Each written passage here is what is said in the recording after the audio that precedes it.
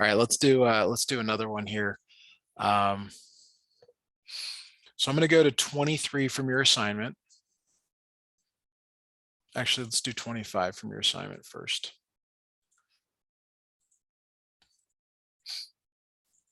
All right. Also, I hope you can't hear, but I've been sniffling a lot today. I think it's just allergies. Allergies, but yeah, feeling kind of ill. No big deal. I think my microphone's sometimes too sensitive, but as Okay. long as it's not disruptive to you, I'm okay.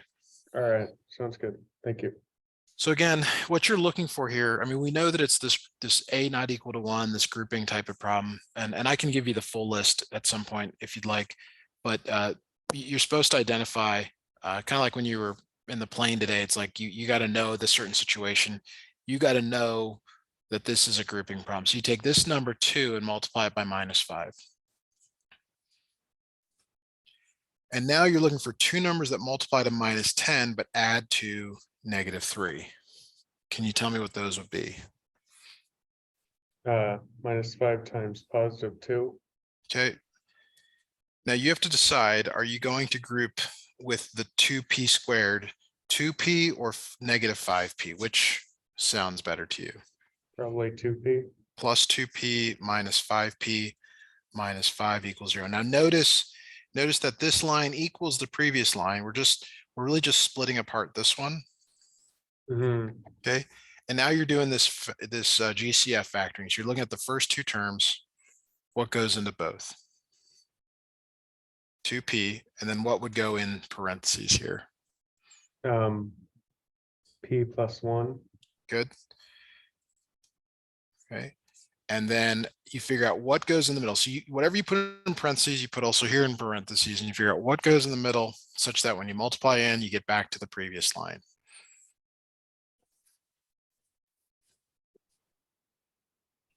And look at the constant. Usually the constant's easier. -5. -5. Good. And then there's actually only two terms here. There's the 2p, p plus 1, that's a term. The -5 times p plus 1, that's a term. So you're factoring the p plus 1 out of both terms. 2p minus 5.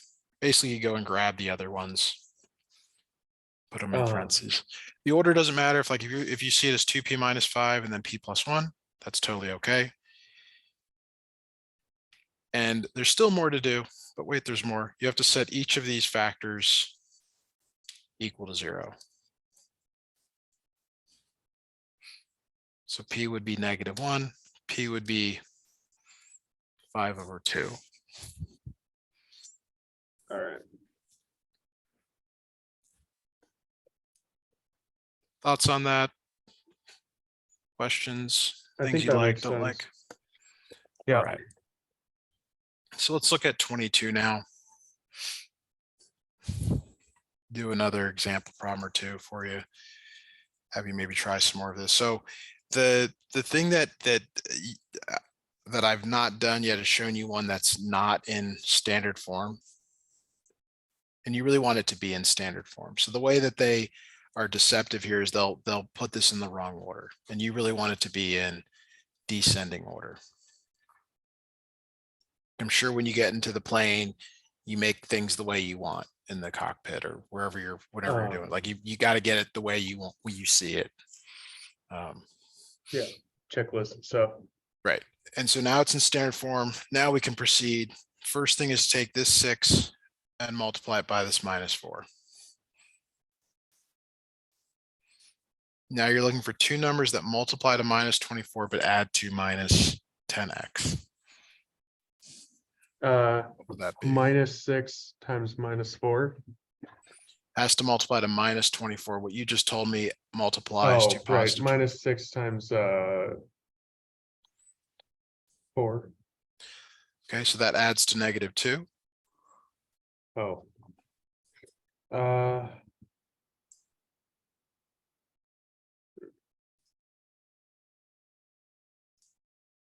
So added together needs to equal -10. Yes.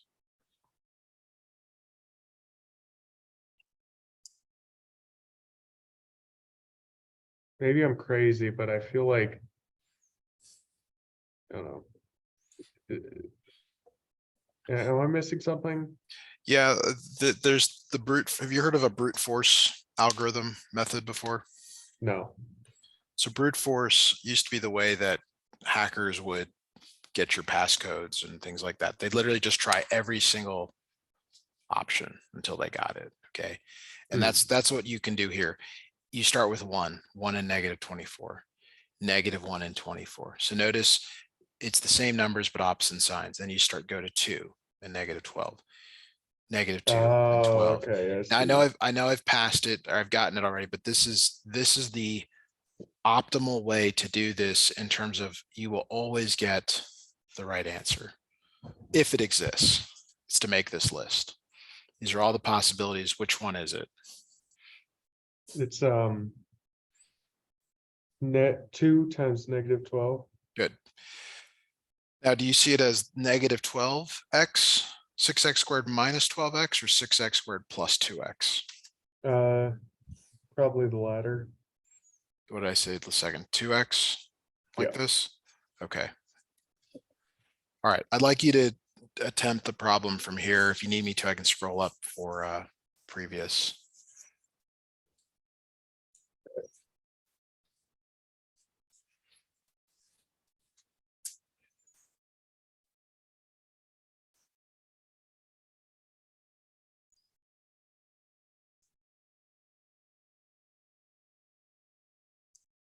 Um,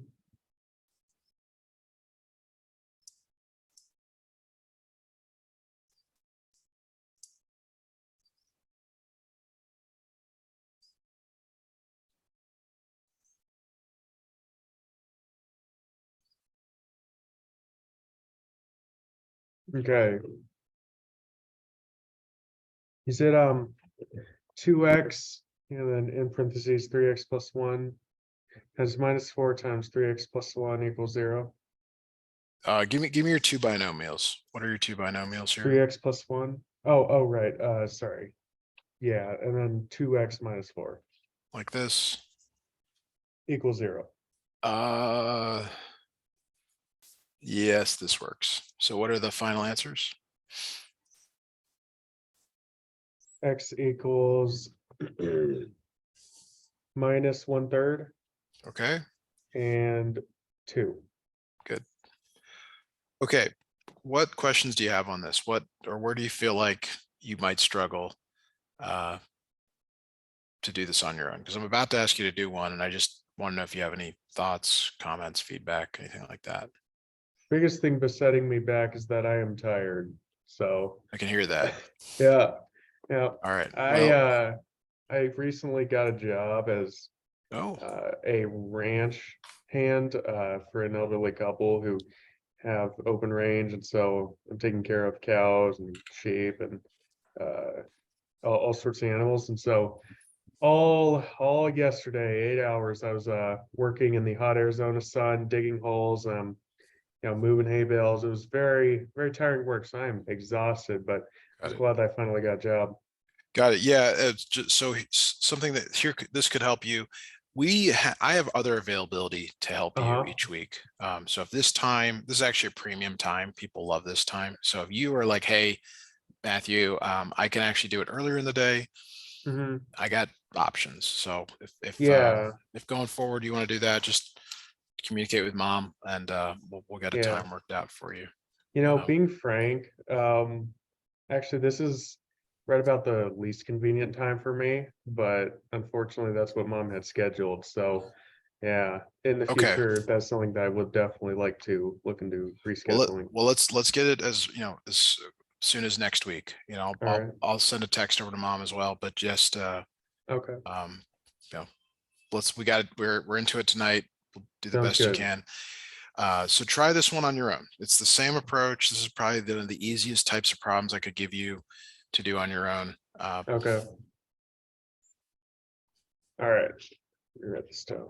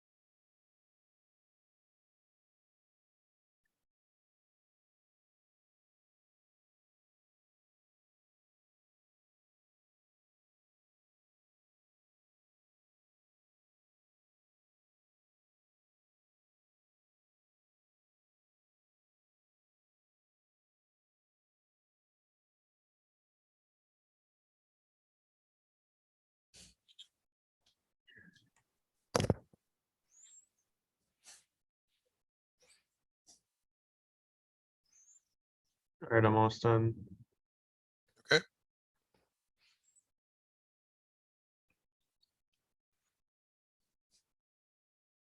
Okay, x equals -2/3 or -2. Like this. -2/3 and -2. Yes, Okay, so that's that correct. corresponds to 3x plus 2 and x plus 2 like this, which the way you check or could check is you can actually FOIL this to make sure you get back to the previous line. That's how I'm checking it. Mostly I'm checking the outer and the inner that they give you this middle term. Good, Okay. really good. All right, so we're gonna look at problem 21 together now. And at least to start, I did get that snip. Okay. So there is, why did that open up? Okay, there is 5 types of factoring that I've mentioned. The very first type of factoring is greatest common factor. The second is difference of squares. The third is perfect square trinomials. The fourth is what I call A equals 1 problems. They're when there's a 1 in front of the x squared. And then the one we've been doing today is A not equal to 1 or grouping. And then there's other types of problems, factoring, but these are kind of the main ones that they hit, especially in Algebra 1. You're in Algebra 2, so you should have, in theory, seen all these already. You know, who knows? Saxon, I couldn't tell you. Yeah. You always, always, always try for the GCF. And before you do the GCF, you need to rewrite these things. Like you have to get them into the order you want. So this is 3x cubed minus 5x squared minus 2x equals 0. That's step 0. You know, and then step 1 is like figuring out which type it is. This is a GCF. There's an x in every single one.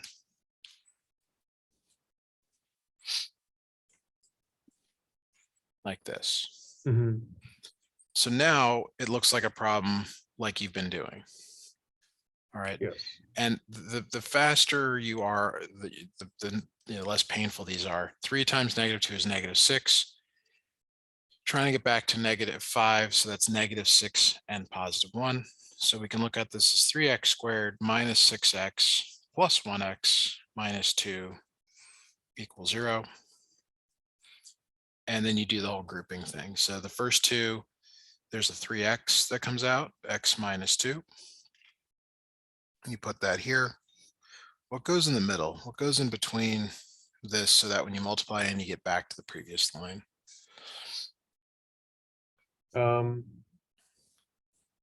That's going to be 1. Yep, plus 1.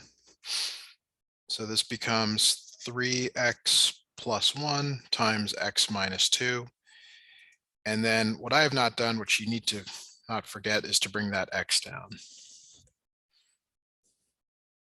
All right. All right, so now you're going to set all 3 equal to 0. Like that. And then you get 3 x values. 0 minus 1/3 and +2. All right. And then, okay, gotcha. There's x equals 0 as well. Okay. All right, so just to close out this part of the lesson here, why don't you do 26 on your own? Okay. It's like the ones we've been doing. There is a GCF of 2 in here. You are welcome to factor that out or not. It does not impact your answer. It might make it easier, but it's up to you, your choice. It's not like the plane's going to fall if you do or don't do it. That is definitely preferable.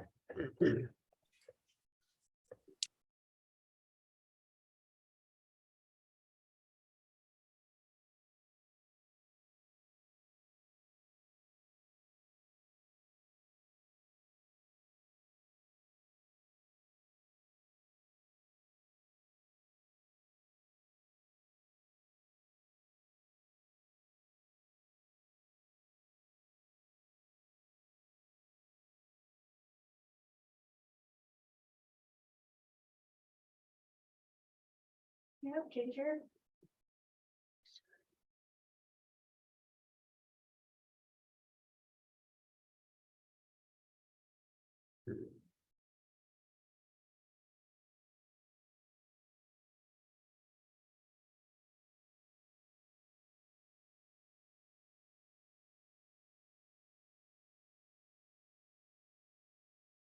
Let's see.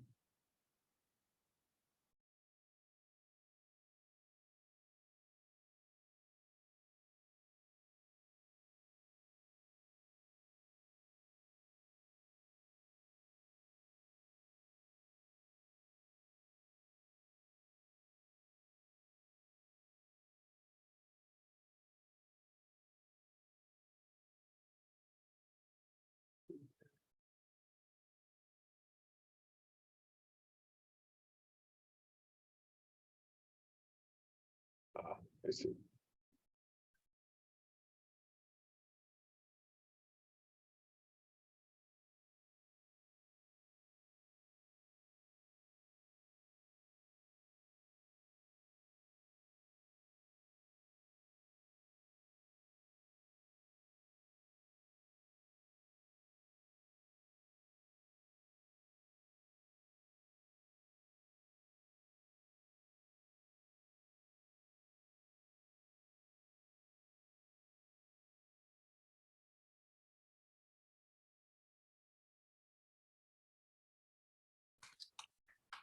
How are you doing on this one?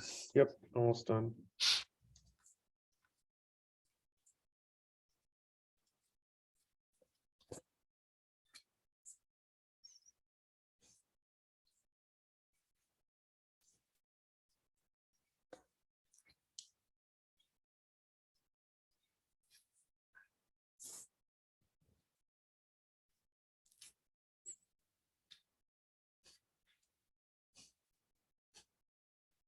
Okay.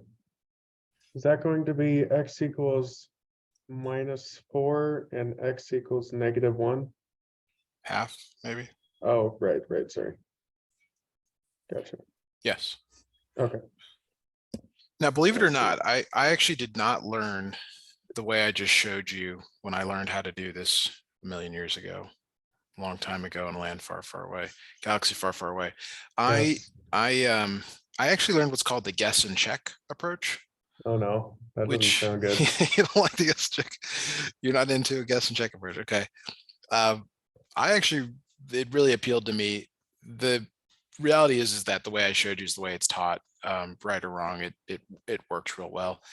The guess and check, it depends on how good of a guesser you are. And it can lead to a lot of frustration, but it also leads you to learning more about numbers because you have to interact with them. Mhm. Did you, I guess my last thought question here is, did you take a GCF out or not?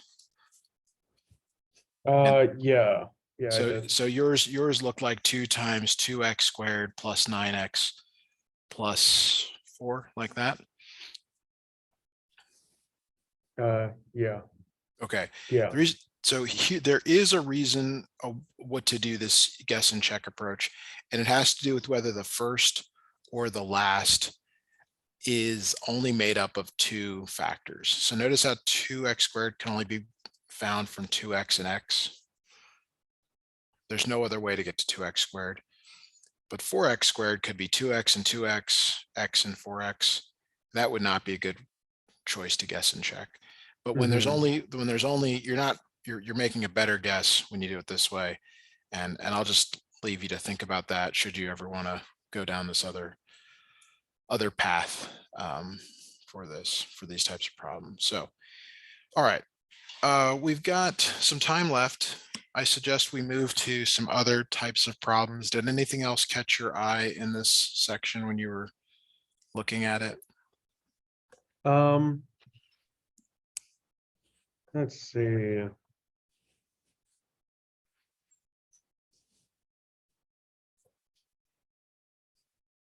Just let's go over whatever you think I need help with, because that is what is most important. All right, so number 12 is a completing the square problem.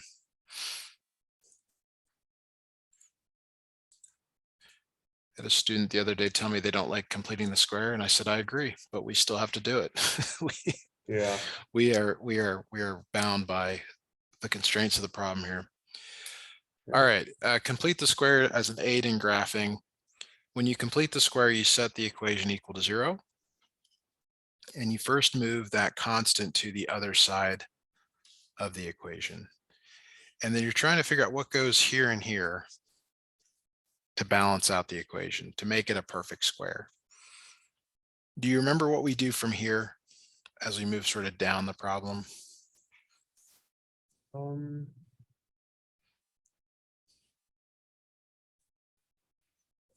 don't we need to have 6? So 6 Yes. times 1/2. Right. So plus 3 squared. Yep. And then the number that goes in here is based on when you FOIL this, what would go in this box here.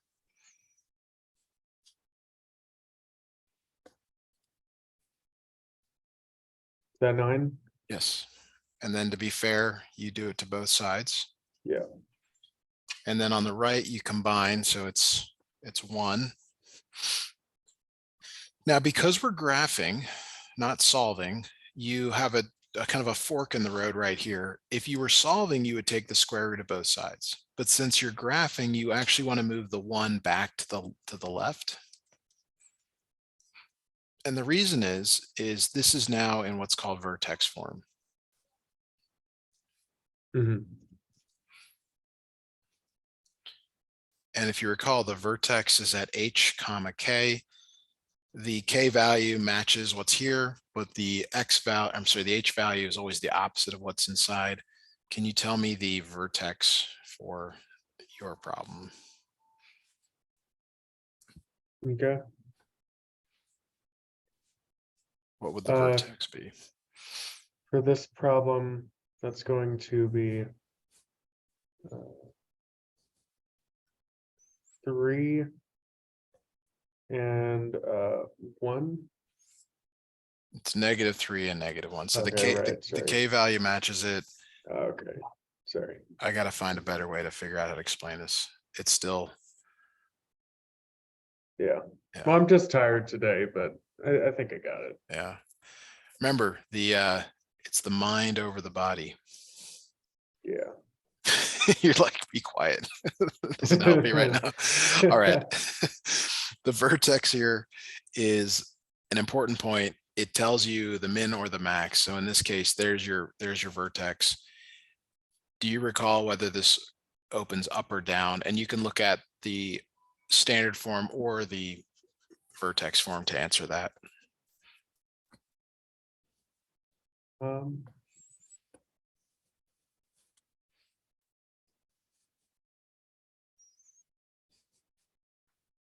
Okay, so if I remember correctly, can you scroll down? Sorry. Scroll down. Yeah. Oh, okay, there's nothing.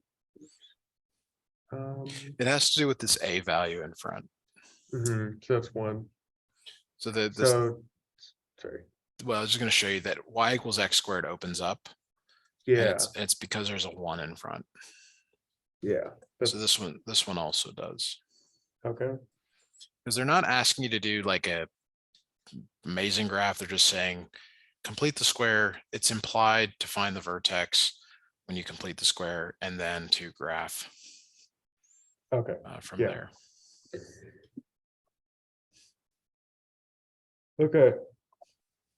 So then. That's it for 12. Any questions on completing the square, stuff like that? Negative. Okay. The next type of problem that we have talked about is 18, this system of equations. There's always been kind of a little twist to make these better. There's always a way to sort of make it so that stuff cancels.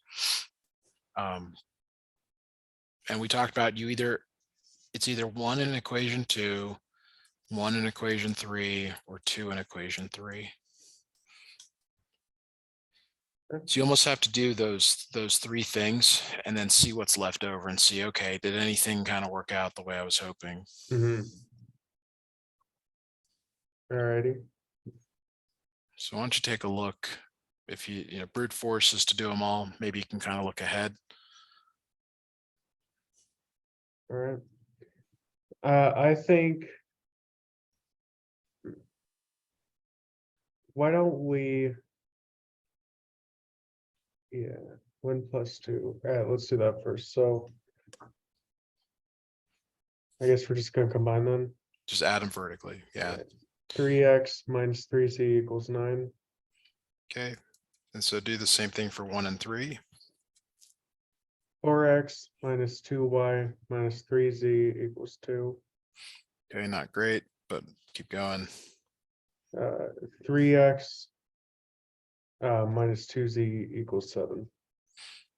All right, so that kind of tells us those are the right directions to go. Yeah. Okay, so now you've got a system of 2 equations and 2 unknowns. 3x minus 3z equals 9. 3x minus 2z equals 7. Now, you should see that these are the same numbers. They're just, but they're the same sign. And if you make one of them negative, it'll work out nicely with the next one. So that'll be, if we flip them. Yeah, let's flip the top one and rewrite it below. So it becomes minus 3x plus 3z equals minus 9. Okay, so that will be z equals -2. Good. And now you can use either of those equations to find x. And then you Okay. can use any of the 3 original equations, or even these over here, if you want, for that, like that middle one, to find y. I would go back to one of the original ones. But could you calculate x, calculate y for us, please? Okay.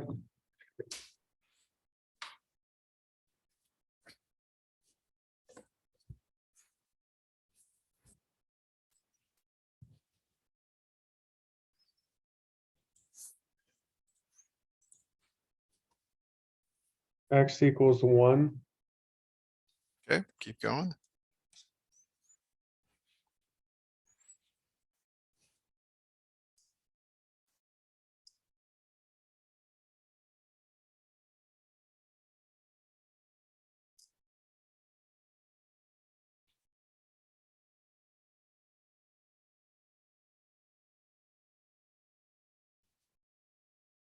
Y equals 4. All right, so now one way you can check is to actually put all of these back into each equation. 2 times 1, 2, minus 4 is minus 2, plus this right here, which is 4, becomes 2, so it works, but it's got to work in all of them. 1 plus 4, that's 5, plus 2 is 7, and then the last one here, 2 minus 4 is minus 2, minus and minus 2 becomes plus 2, so it does work. Very Okay. good, well done. All right, now next thing I noticed here, because we've not talked about it, but 8 and 9, do those numbers, I'm sorry, it says it's a conversion from a decimal to a fraction. Are those problems that you would like some discussion on or not? This looks like the previous lesson. Sure. Yeah, let's do that. Okay, so here we go. I'm going to do this here. Have you been told that 0.3 repeating is 1/3? Yes. And it's like, well, how is that? Well, the real reason is you write a 3 over the 9. Okay, Mhm. do you agree with that? And then that reduces to 1/3. Like that's how it becomes. Okay. That's how it works. So you take the repeating digit, which could be more than 1, and you put it over 9. So 0.12 repeating is 12 over 99. Mm. So you take whatever it is like that, and you get your number here. All right. And same thing, like if it's 0.1234 repeating, it's 1, 2, 3, 4 over 9, 9, 9, 9. Mm. Okay, no big deal, right? But your problem, let me just re-snip this in here, number 8, it's got all these zeros in front. And it's like, man, why did they do that? Well, here's why they did that. Because what you do in math is you always make a problem you don't know into one that you do know. So if you start moving the decimal over, this is really 0.1234 times 10 to the minus 3. Good. Is that okay? Yes. All right, so now 1234, 0.1234 is 1234 over 9999. 10 to the minus 3 is 1 over 10 cubed, which is what? What is it's 1,000, right? Yeah. Oh, gotcha. That's what you're asking. Yes, that'll be 1,234 divided by 9. What was that? 90,999,000,000, whatever. Yeah, a bunch of nines and then 3 zeros. Okay, but here's yes, but here's what you're supposed to do. You're supposed to simplify if you can, pre-reduce. So, like for example, this number 1234 can be divisible by 2. Same with this one right here. Mhm. Are you allowed to use a calculator? I'm sure I ask you every time. I can never Yeah, remember. yeah. Okay. So you're welcome to put this in a calculator and get the fraction. So like what I did here, I went to Desmos and they've got that fraction number. You can see that you get that fraction over there on the right. Okay. And if you're like, I don't believe you, hit the decimal button and you'll see 0.1234 repeating. Now, just so you can see this, because this is one of those things that might need a little bit of discussion. This number up here. You just have to remember to put the zeros in ahead of it. Yeah. Okay, why don't you try, and I'll leave this up. Why don't you try number 9? Okay. You can see it on your page, or do you need me to write it or snip it in? I see it. Okay.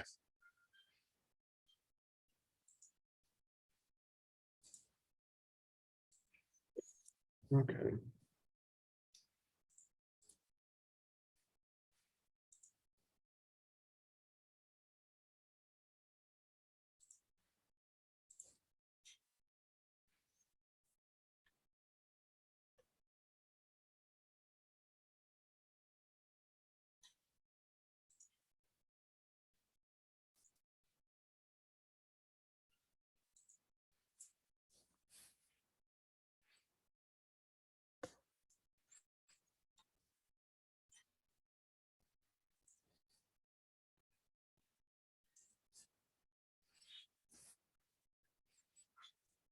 Okay.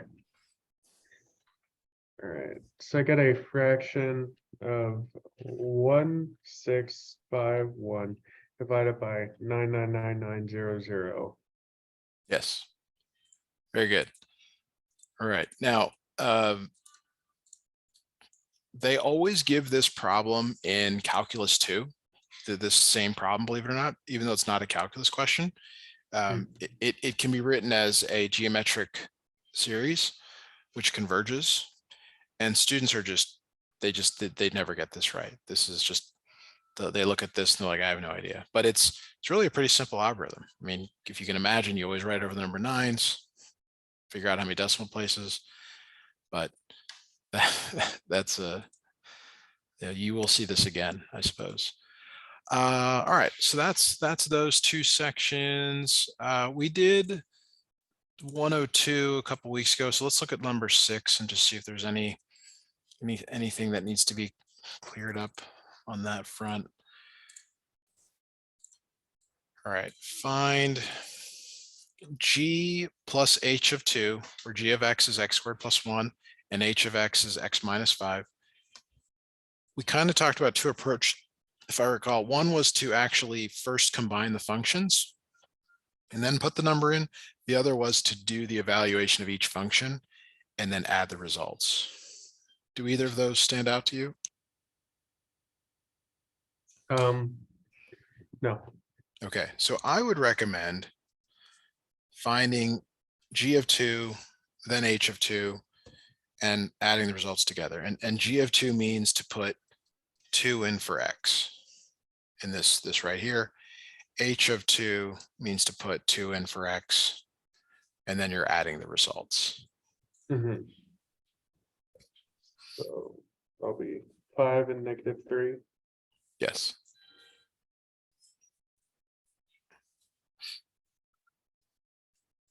Which is positive 2.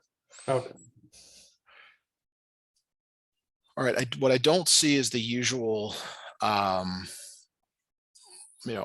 theta, u, right, RU problems, but I do see something somewhat new, which is 10 and 11. They're from 103, which I don't think that we've talked about. Okay. The way to do both of these problems is to know one of the very many what are called special products. I don't know that special is the right word for it, but math world, they use special to refer to something where you can pattern the answers. You don't need as much information as you typically need to find. And I'll give you an example of a special product here. A plus b squared is a squared plus 2ab plus b squared. And the point is you can write this without foiling this because you recognize it's the first one squared, the last one squared, and then this in the middle. Similarly, you can do a lot of things. You can find what's called the difference of squares. This is another special product, which is a minus b, a plus b. So there's a whole laundry list of these, and you don't need to know them all, but they do help if you wanted to spend time learning them.